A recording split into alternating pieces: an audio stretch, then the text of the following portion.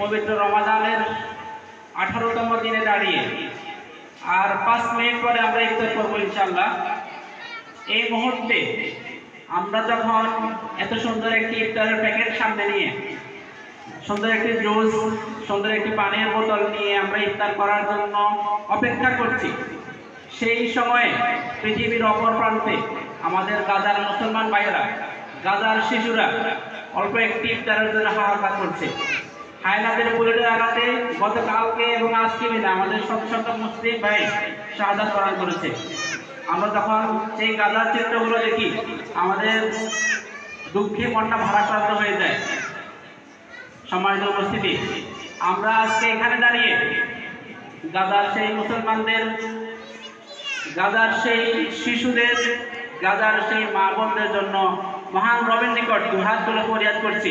ইফতারের পূর্ব মুহূর্ত, দোয়া কবুলের মুহূর্তে, এই মুহূর্তে ফরিয়াদ করছি, আল্লাহ রাব্বুল আলামিন আমাদের গাজার ভাইদের প্রতি রহম করুন।